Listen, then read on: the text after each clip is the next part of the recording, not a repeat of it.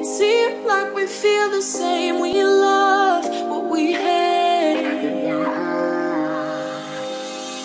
We lie, but we know we can't water what doesn't grow. Give up, let it go. But we fell apart just in time.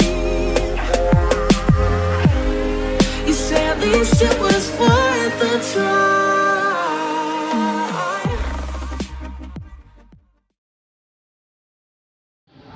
Assalamualaikum warahmatullahi wabarakatuh. Waalaikumsalam warahmatullahi wabarakatuh.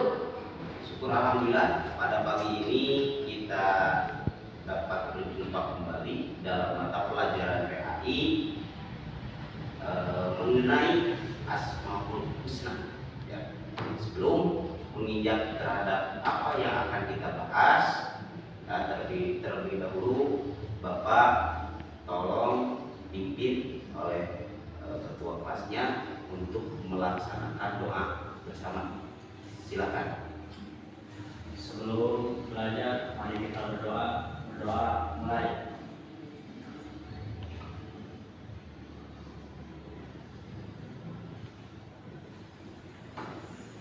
Berdoa selesai.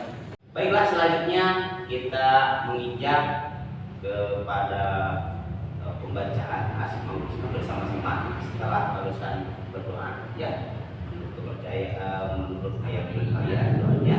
Sekarang kita membaca Asmaul Husna bersama-sama, ya. Oke, ya. Ya.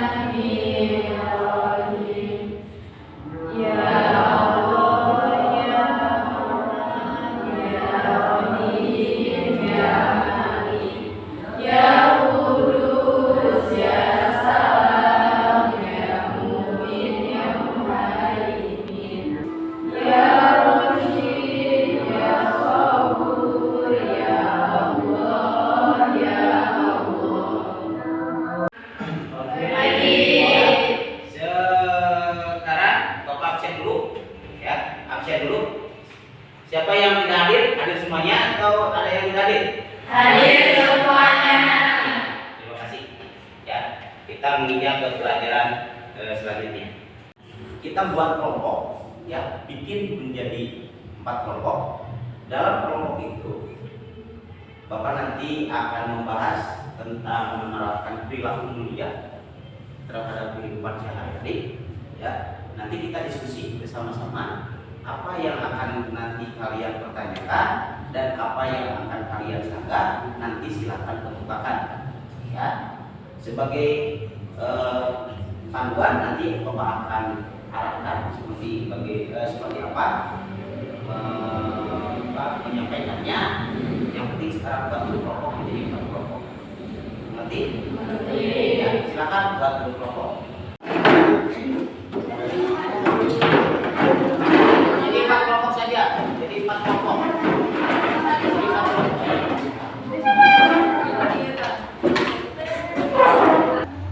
Setelah itu, setelah kalian buat kelompok, Bapak akan menjelaskan dulu sekilas karena minggu kemarin ya Bapak sudah memaparkan tentang materi ini agar kalian lebih memahami, mengingatkan kembali. Bapak sekilas akan memberikan dulu penjelasan, ya. Yang pertama tentunya ini adalah menerapkan perilaku mulia. Menerapkan perilaku mulia. Selanjutnya di sini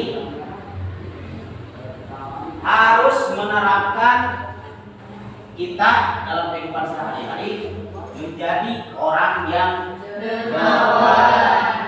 Apa wujud dari kedermawanan itu?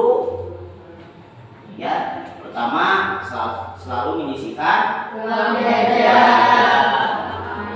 Ya, apalagi Membantu remaja yang sedang dalam kesulitan. apalagi Menjamu tamu yang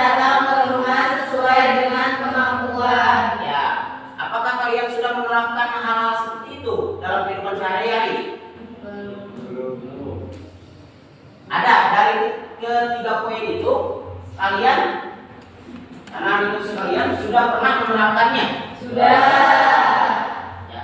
Ya itu perilaku yang mulia menjadi orang yang dermawan. Tentunya ya kita harus seperti itu. Selanjutnya anak-anakku sekalian, kalian lihat gambar ini. Ya, ini dulu pas pertemuan pertama Bapak sudah memperlihatkan, namun gambarnya saja belum cara mengaplikasikannya. Nah sekarang anak-anakku sekalian silakan berikan argumentasi dari kedua gambar ini. Silakan kelompok mana dulu yang mengetahui dari gambar ini. Kelompok 2 dulu, silakan. Jadi sedekah itu harus diterapkan dari sejak dini agar tidak terjadi seperti gambar yang di sampingnya. Maksudnya yang gambar yang di sampingnya itu maksudnya apa? Ada orang yang membutuhkan tapi mereka kikir. Oh, iya. Ya, paham yang disampaikan oleh kelompok 2? Maksudnya begini.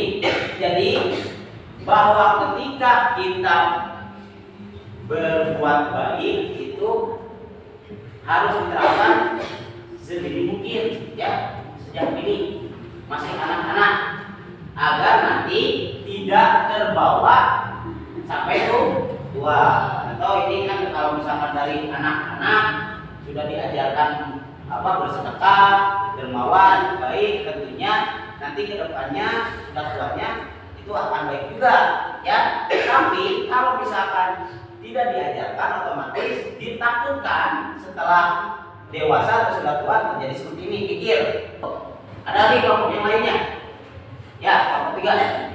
Ya, Pak, itu adalah seorang anak SD yang sedekah kepada yang membutuhkan, tapi sedangkan yang gambar dirinya orang yang meminta tapi tidak beri. Ya, cukup banyak uang. Ya, paham? Yang barusan disampaikan oleh kelompok 3. Jadi maksudnya mungkin begini.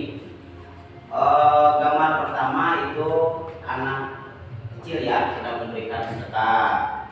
Sedangkan gambar kedua ibu-ibu yang sedang meminta, walaupun ada laki-laki tersebut yang sudah dewasa itu tidak memberikannya walaupun banyak uang. Menjadi orang yang jujur dan dapat memberikan rasa aman. Ini wujud yang harus kita teladani dari sifat Al-Mu'min, ya. Dari sifat Allah yang dinamakan Al-Mu'min. Pertama itu orang yang jujur itu apa? Menolong teman atau orang lain yang sedang dalam bahaya atau ketakutan. Yang kedua, Menyingkirkan duri, paku atau benda lain yang ada di jalan yang dapat membahayakan pengguna jalan. yang ketiga, Membantu orang tua atau anak-anak yang akan menyeberangi jalan raya. ya, wujud-wujud itu tentunya kita harus bisa mengaplikasikan terhadap kehidupan sehari-hari. Agar apa? Agar kita bisa dikatakan menjadi orang yang jujur dan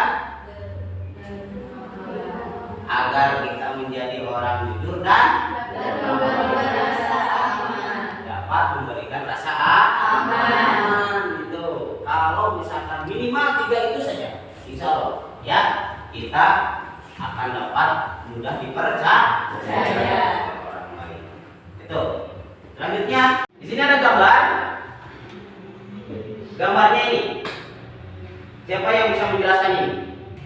Selanjutnya itu ada gambar yang berada di layar ini.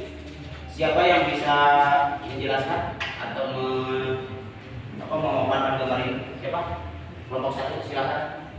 Seorang anak kecil yang ingin mengembalikan handphone yang sudah terjadi kepada pemiliknya, namun pemiliknya menyangka anak tersebut telah menjadi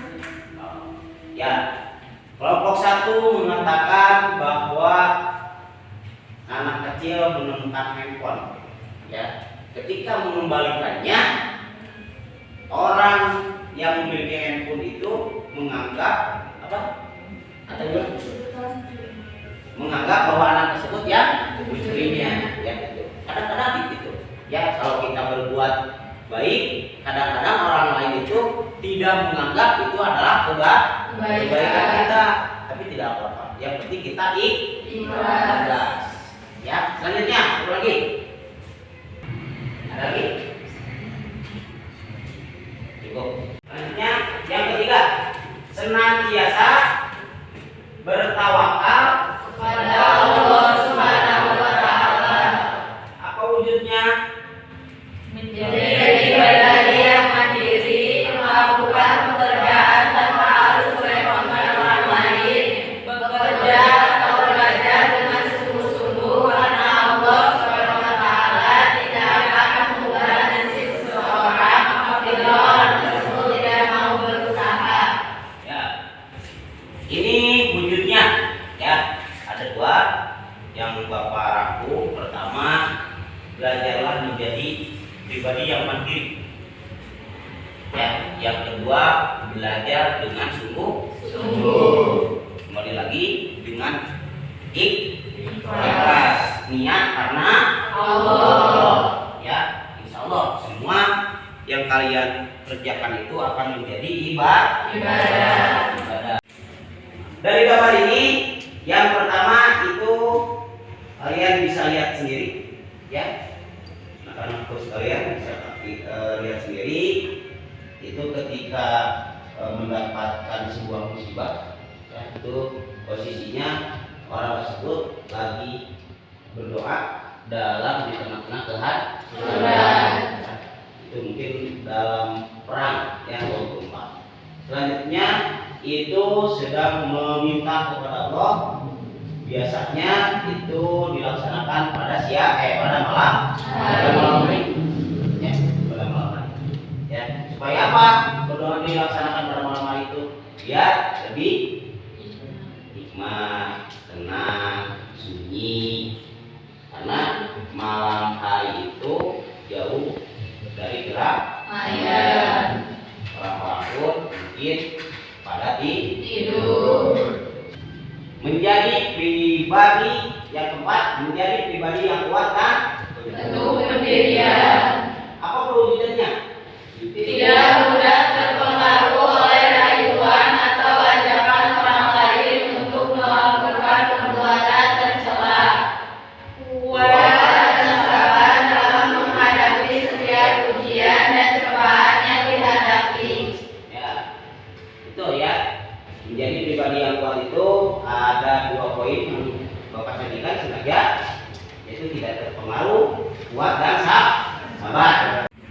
Nah, ini yang teguh, ya, teguh pendirian. Di sini ada sebuah gambar, ya, anak atau orang yang sedang menahan beban.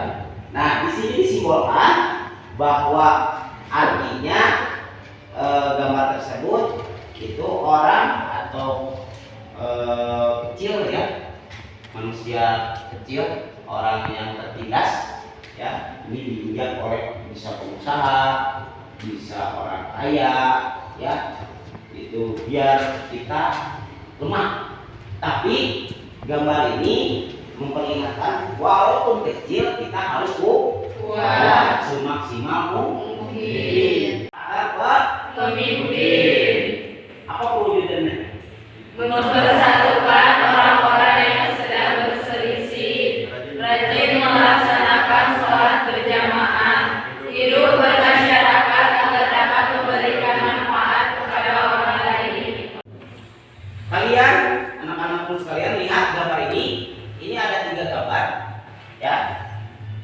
Yang pertama, gambar ini tolong nanti sama kelompok 1, yang kedua oleh kelompok 2, yang ketiga oleh kelompok ketiga. Jelaskan dari ketiga gambar itu. Nanti kesimpulannya oleh kelompok 4. Silakan kelompok 1. Gambar pertama itu apa? Pemimpin yang bisa bekerja sama dan memotivasi anak buahnya. Ya, boleh. Yang pertama itu pemimpin harus memberikan motivasi, bisa bekerja sama dengan anak buah atau bawahannya. Yang kedua, kelompok kedua. Jadi di gambar nomor itu seorang pemimpin yang sedang membantu anak buahnya yang sedang kesulitan atau keadaannya lagi di bawah. Ya. Yang ketiga, adalah gambar seorang pemimpin yang sedang membentak anak buahnya. Harusnya kan seorang pemimpin itu tidak boleh membentak anak buahnya. ya. Ya. Yang ketiga itu pemimpin sedang memaki anak buahnya, ya, membentak anak buahnya. Yang keempat, tolong simpulkan dari ketiga gambar itu. Pertama, apa? Gambar kesimpulannya. Keempat, apa? Pertama, seorang pemimpin harus bisa diajak kerja sama. Kedua, seorang pemimpin harus bisa menolong anak buahnya. Ya. Ketiga, seorang pemimpin tidak boleh membentak anak buahnya jika ada kesalahan. Ya. Pertama, seorang pemimpin bisa mengajak kerjasama, ya, dapat mengajak kerjasama dengan anak buahnya. Yang kedua, pemimpin selalu membantu anak buahnya. Yang ketiga, jangan bersifat otoriter, ya, itu. Terus, yang keenam, berlaku adil. Perwujudannya Tidak memihak atau membela orang yang bersalah, meskipun orang tersebut saudara atau teman kita. ya, Menjaga diri sendiri, orang lain, dan lingkungan sekitar dari kezaliman. ya. Paham dari kalimat-kalimat itu? Paham. Paham, ya. Bapak memberikan gambar yang kalian harus tadi. Ini gambarnya. Ya. Siapa yang bisa menjelaskan? Kelompok satu. Gambar yang satu adalah pemimpin yang adil. Gambar yang ke satu, pemimpin yang adil. Boleh. Gambar yang kedua, Orang tua yang tidak adil, orang tua yang tidak adil. Kenapa? maka memberikan makanan tidak sama rata. Orang tua tidak adil memberikan makanan kepada anaknya tidak sama rata. Setuju nggak? Bapak, ya menurut saya itu adil-adilnya soalnya sesuai dengan kapasitasnya.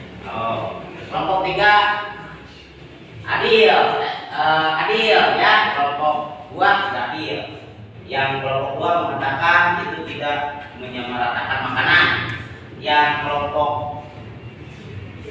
tiga adil, ya, karena disesuaikan dengan kapasitas. Ya, yang namanya adil itu tentunya kembali lagi kita harus melihat dulu apa situasi dan kondisi.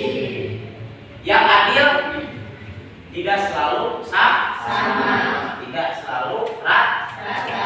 Yang adil itu, ya, tapi tadi menurut kelompok tiga itu harus disesuaikan dengan kapasitas. Ya, itu boleh, ya, boleh. Jadi ini mah harus yang dilihatnya tidak sama, yang itu mah yang dilihat dari kapasitas. Gitu. Kenapa? Karena kalau misalkan kapasitas kakaknya diberikan kepada adiknya, itu belum tentu hak kakaknya dimakan oleh adiknya itu habis, otomatis akan jadi apa? Mubazir. Ya, itu yang dipikirkan orang tuanya. Ya, mengerti? Kembali lagi, yang namanya adil tidak selalu sama. Ya, udah. Jadi orang yang Bertakwa. ya, ini sifat Allah yang dinamakan apa? Al-Adil. Apa wujudnya? Bentuknya? Selalu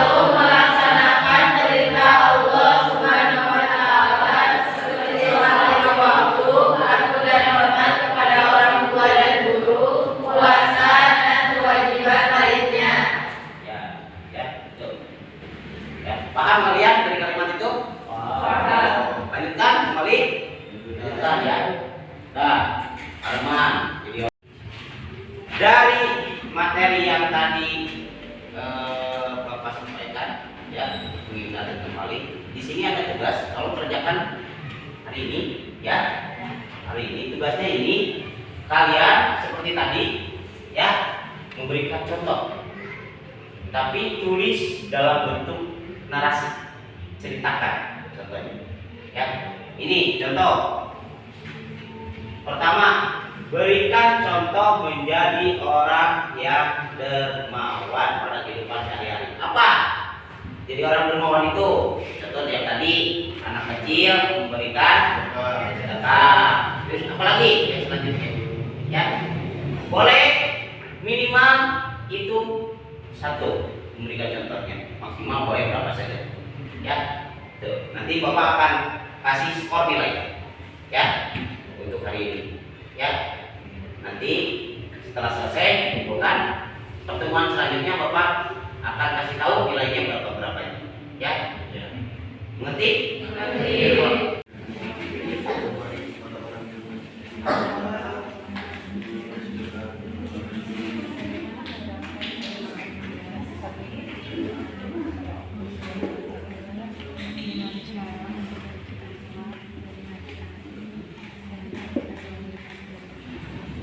Kolomnya seperti itu, boleh tugasnya boleh satu itunya ya, contohnya minimal itu memberikan misalnya satu kelompok, boleh banyak juga nggak apa-apa.